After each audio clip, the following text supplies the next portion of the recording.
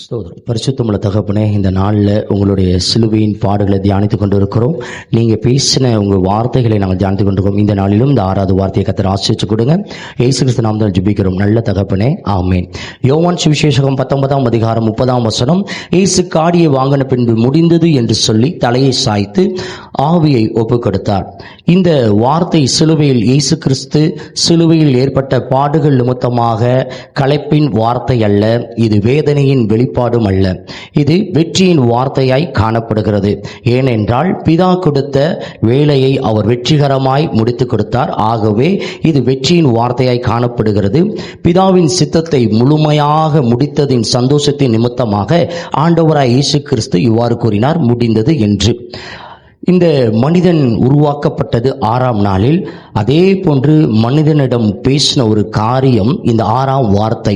எப்படி என்றால், உனக்காக நான் எல்லா காரியம் நான் செஞ்சு முடிச்சிட்டேன், உன்னுடைய பாவத்திலிருந்து நான் மீட்டு எடுத்துட்டேன், நீ இனி பரலோகத்துக்கு பிதாவின் மடியில் நீ அமரப்போற காலம் வந்துவிட்டது என்று சொல்லி ஆனந்த களிப்பாய் சொன்னார். ஆகவே இந்த முடிந்தது என்ற வார்த்தை நிறைவேறின வார்த்தையாய் காணப்படுகிறது. ஏசாயா முதல் மீகா வரைக்கும் நம்ம படிச்சு பார்த்தோம்னா இயேசு கிறிஸ்துவ குறித்து 300 தீர்க்க தரிசனங்கள் சொல்லப்பட்டிருக்கிறது.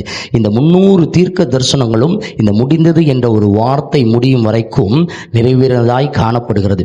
அது வரைக்கும் ஆண்டவராய் இயேசு கிறிஸ்துவுக்கு பல்வேறு போராட்டங்கள், அவர் வனாந்திரத்தில் இருக்கும் பொழுது உபவாசம் இருந்தார். அப்பொழுது பிசாசின் சோதனை ஆரம்பிச்சது. ஆனால் அவர் பிறப்பின் போதே அரசர் எல்லா அவர் வயது உள்ள குழந்தைகள்லாம் கொல்லணும்னு ஒரு சட்டம் ஏற்றினார். அதிலிருந்து இயேசு சிலுவையில் மரிக்கிற வரைக்கும் பிசாசு பல்விதமான போராட்டங்கள் தந்திரங்களை பயன்படுத்தினான்.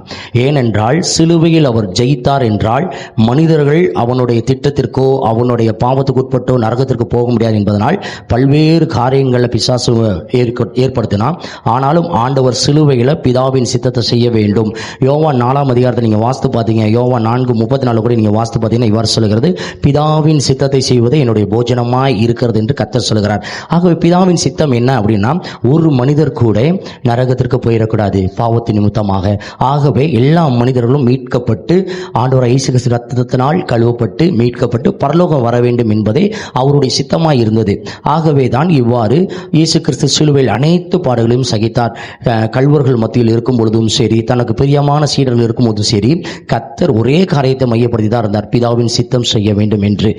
ஆகவே தான் அவர் அந்த காடியை கூட வாங்கி குடிக்கிறதுக்கு முன்னாடி வரைக்குமே அந்த வேதனைகளை அவர் ஏற்றுக்கொண்டார். ஏனென்றால் அந்த காடியெல்லாம் வாங்கி குடிக்கிறதுக்கு முன்னாடி பண்ணிட்டோம் அப்படின்னா அந்த வேதனைகள் மறந்து போயிடும்ன்றதுக்காக தான். ஆனால் எல்லாமே செஞ்சு முடித்த பிறகுதான் அவர் அந்த காடியை ருசி பார்த்தார். அப்படி என்ன முடித்தார் என்ற 3 காரியத்தை முடித்தவராய் காணப்படுகிறார். பிதாவின் சித்தத்தை முடித்தார், நம்மளுடைய பாடுகளை முடித்து வெற்றிகரமாய் நம்மை பரலோகத்திற்கு அழைத்து செல்லும் காரியத்தை சிலுவையில் முடித்தார்.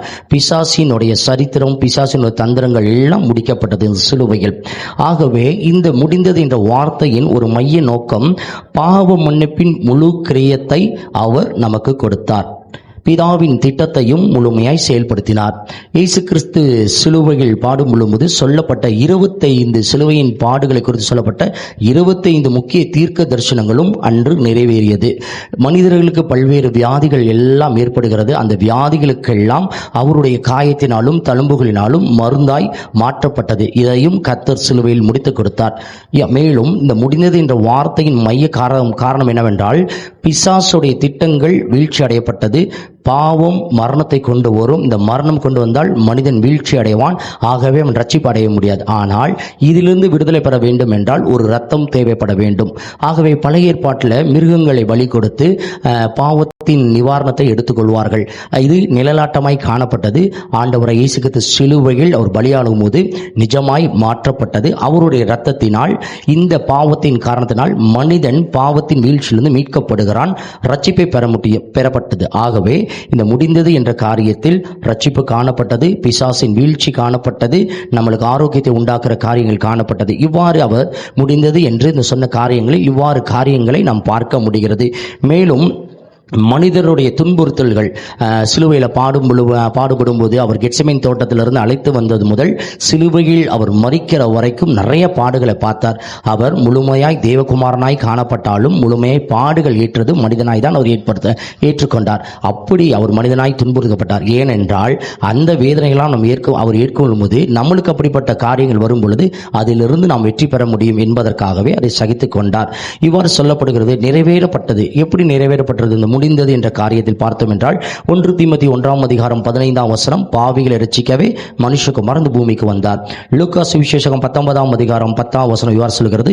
இழந்து போனதை தேடவும் ரட்சிக்கவுமே மனுஷகுமாரன் வந்தார். யோவான் சுவிசேஷம் 1:29 சொல்லுகிறது. நம்மளுடைய பாவங்களை சுமந்து தீர்க்கிற தேவ ஆட்டுக்குட்டி. இப்படி பல்வேறு வார்த்தைகள் இயேசு கிறிஸ்து குறித்து சொல்லப்பட்டுகிறது. இந்த வார்த்தைகள் எல்லாம் நிறைவேறப்பட்டது. ஆரம்பத்தில் சொன்னபடி 300 தீர்க்க தரிசனங்கள் நிறைவேறப்பட்டது. சிலுவையில் 25 தீர்க்க தரிசனங்கள் நிறைவேற்றப்பட்டது.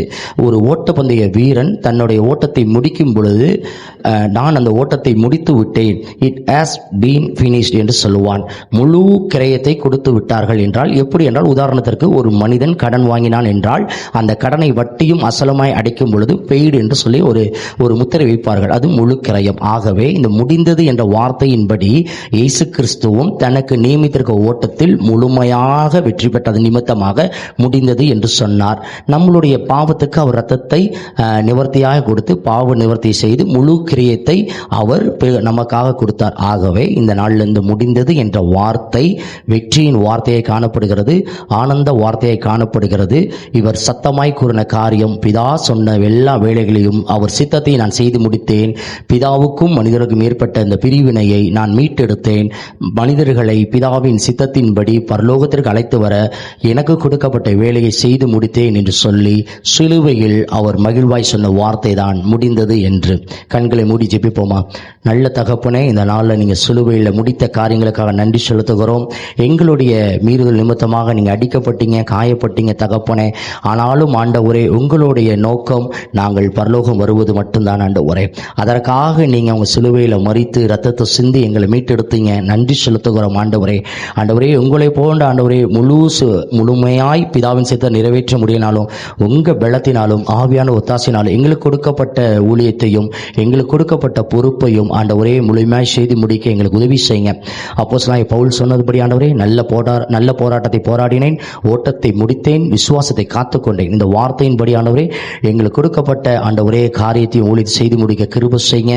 பரலோகத்துக்கு வரும்பொழுது ஆண்டவரே, இதை பார்க்கிற மனிதர்களையும் நபர்களையும் விசுவாசிகள் எங்களையும் உண்மையில ஊழியக்காரனே, உத்தம ஊழியக்காரன் அழைக்கும்படி ஆண்டவரே நாங்கள் எங்கள் ஓட்டத்தை ஜெயமாய் முடிக்க கிருபை செய்யுங்கப்பா. நீங்க அப்படி செய்ய போறதுக்காக நன்றி செலுத்துகிறோம். இயேசு கிறிஸ்து நாமத்தில் ஜெபிக்கிறோம் நல்ல பிதாவே, ஆமென்.